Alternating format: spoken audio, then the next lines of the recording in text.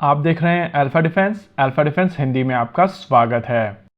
आज के इस वीडियो में हम लोग बात करने वाले हैं high endurance autonomous under water vehicle के बारे में, यानी कि HEAUV के बारे में। 2 दिन पहले DRDO की तरफ से ये वीडियो जो अभी आप अपनी स्क्रीन के ऊपर देख रहे हैं, इसको रिलीज किया गया था और बताया गया था कि DRDO की लैब NSTL की तरफ से इसका एक सक्सेसफुल परीक्षण किया गया था और ये टेस्टिंग की गई थी एक लेक में, जहां पर इसको पानी के अंदर और पानी के ऊपर दोनों जगह चलाया गया था और कई रन्स के दौरान इसकी परफॉर्मेंस को कंटिन्यूअसली मॉनिटर किया गया था। इन परफॉर्मेंस रन्स के दौरान इसकी सोनार, कम्युनिकेशन और मूवमेंट परफेक्ट रही थी, यानी कि हम लोग यहाँ पर मान सकते हैं कि इस सिस्टम को पूरी तरीके से टेस्ट किया जा चुका है और अब आने वाले समय में ये सिस्टम भारतीय नौसेना को दिया जाएगा टेस्टिंग के लिए। सबसे पहले हम लोगों को यहाँ पर एक चीज समझनी पड़ेगी कि ये टेस्टिंग की गई थी लेक में, और लेक में जो टेस्टिंग की जाती है वहाँ पर सी स्टेट 1 या सी स्टेट 2 लेवल की ही टेस्टिंग की जा सकती है। नेचुरल है, हाई सीज में पूरी इक्वेशन बदल जाती है और इसी वजह से इंडियन नेवी की टेस्टिंग बहुत ज्यादा क्रूशियल होगी। वीडियो में आगे बढ़ने से पहले आइए समझ लेते हैं कि सी स्टेट लेवल क्या होते हैं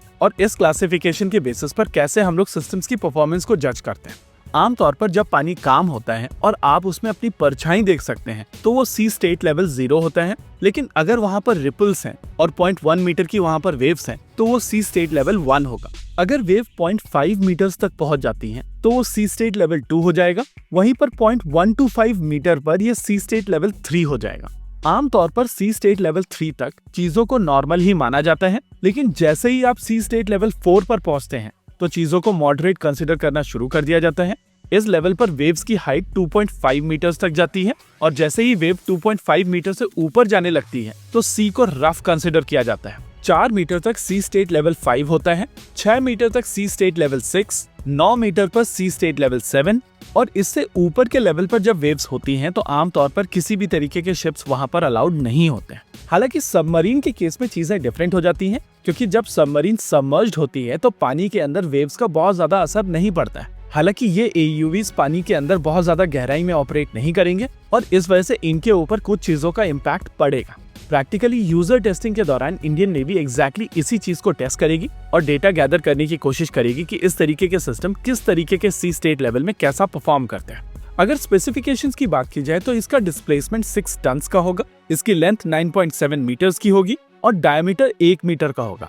सबसे इंटरेस्टिंग चीज ये है कि ये सिस्टम 300 मीटर तक पानी के अंदर जाने में सक्षम होगा और क्योंकि ये सबमरीन की तुलना में काफी छोटा होगा, इस वजह से इसको डिटेक्ट करना बहुत मुश्किल होगा। अगर परफॉर्मेंस पैरामीटर्स की बात की जाए तो ये पानी के अंदर 15 दिन तक रह सकता है। इसकी क्रूजिंग स्पीड 3 नॉट्स की होगी और जरूरत पड़ने पर इसकी मैक्सिमम स्पीड 8 नॉट्स तक जा सकती है।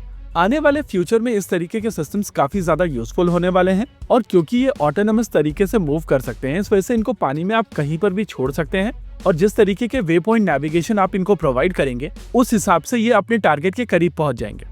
क्योंकि इन सिस्टम्स के ऊपर किसी भी तरीके का ह्यूमन कंपोनेंट नहीं होगा, इस वजह से आप काफी आसानी से इनको एनिमी वाटर्स में छोड़ सकते हैं और ये वहां से कंटिन्यूअसली आपको इन्फॉर्मेशन प्रोवाइड कर सकते हैं। ये इन्फॉर्मेशन सिग्नल इंटेलिजेंस हो सकती है, इलेक्ट्रॉनिक इंटेलिजेंस हो सकती है, अकाउस्टिक इंटेलिजेंस हो सकती है और इस सिस्टम के ऊपर अवेलेबल इलेक्ट्रो ऑप्टिकल सिस्टम्स का प्रयोग करते हुए आप इमेजिंग इंटेलिजेंस भी कर सकते हैं। चलिए, ये तो हुई एक सिंगल सिस्टम की बात। इमेजिन कीजिए कि ऐसे 5-6 सिस्टम्स आपकी एक्चुअल सबमरीन के साथ में मिलकर काम कर रहे होंगे, तो इनका कवरेज कितना वाइड होगा और ऐसे मिशंस जहां पर आमतौर पर आपको एनिमी वाटर्स के अंदर जाना होता था, उनको परफॉर्म करने के लिए आप इस तरीके के सिस्टम्स को भेज सकते हैं जो अनडिटेक्टेड एनिमी टेरिटरी में जाकर इंटेलिजेंस गैदर करके वापस आ सकते हैं।